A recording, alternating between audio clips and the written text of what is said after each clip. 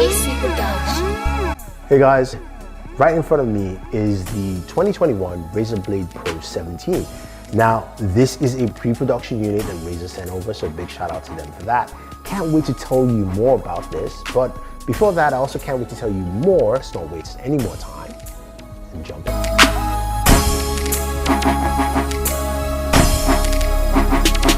Okay, so this is the Razer Blade Pro 17.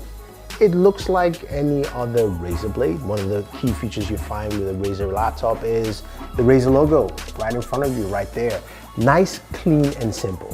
Design-wise, it hasn't really changed much from what you had last year. It's a little bit slimmer, trimmer, little things like that all around. And what I can see here, it still looks and feels very familiar from even my Razer Blade Pro 17 from years ago. You've got your speakers on the side here that should give you some nice stereo sound. You've got a nice keyboard layout here with, of course, chroma keys that you'd expect from Razer, and a very cool touchpad. But in this case, I'm using my Cyberpunk 2077 mouse here from Razer, which does the job quite well. Now, in terms of the display, you're looking at a 17-inch display, 17.3 inches to be exact.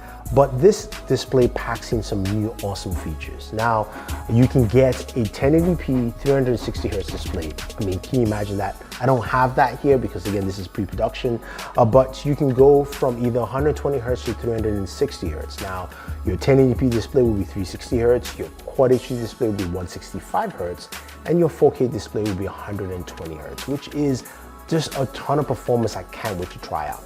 Now, besides all that, you've got a plethora of Pro ports. Now, Pro users will be really happy with this laptop, even if you're gaming or editing.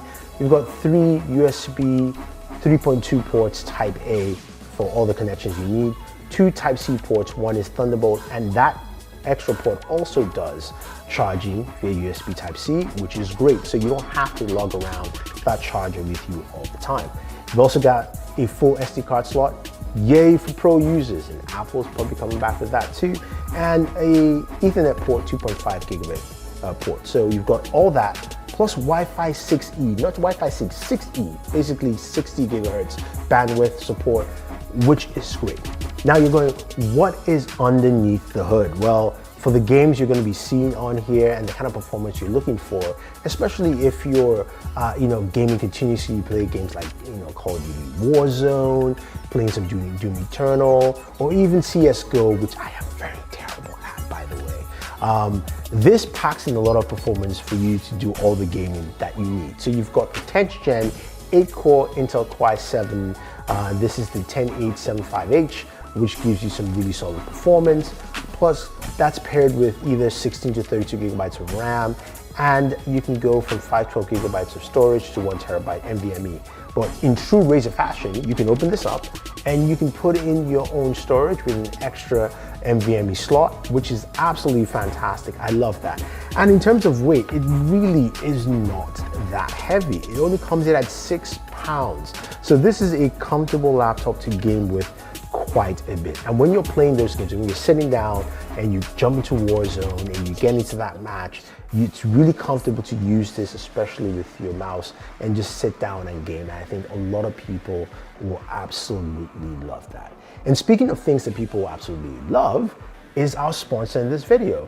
That is Avira Security. Now, they provide some really cool services in their freemium model, if you will. So you can go ahead and download them out, either on your PC, on your Android device, or your iPhone, and they offer a full suite. On your PC, you can do a full scan of your PC to check out what is missing, lacking, or things you need to fix. So in this case, on this laptop, I went ahead and did the scan, and I could find out that my network was safe, there's no viruses. I do have some privacy settings I need to fix and free up some storage. You can go in and check those details. Shows me I have a bunch of cookies, I've got some outdated apps, and I have a few 146 registry entries that I need to then invalidate on my system. So a lot of stuff you can take out. Plus, you also have a free VPN service you can actually use that you can also upgrade to give you more bandwidth across if you want to. Plus, when you use it on your smartphone, you have that cross synergy of basically covering your smartphone with the same features that you found on the service that you have on the PC as well. really solid. I do like it because it gives you an in-depth look at what you need to do on your system in terms of protection, security. Plus, you can start free and you can pay for more services as you go along. So definitely check out Avira Security for more, and I'll leave a link down for you guys below. So back to the games at hand. And we checked out a couple of games on this system. As I mentioned, it packs in a lot of performance. The first game, of course, is Call of Duty Warzone. It's a game I like to play, and on laptops usually I get about 60 frames per second. And Warzone is one of those games that is poorly optimized. But what I found with this laptop running a 3070, and by the way, you can either get it with a 3060, 3070, or 3080, is that I was getting roughly between 75 to about 90 frames per second on Warzone at the highest settings, and also gaming at my display currently is at 1440. So that was actually pretty cool to see that Warzone actually ran really well. All right, guys, the very next game I got to check out on the system is CSGO, and CSGO did a tremendous job here. I mean, 284 frames per second. I mean, this is really nice to see on a gaming laptop on the Razer Blade 17 Pro, again, packed with a 3070 RTX. It's truly impressive, range between 260 to 284 frames.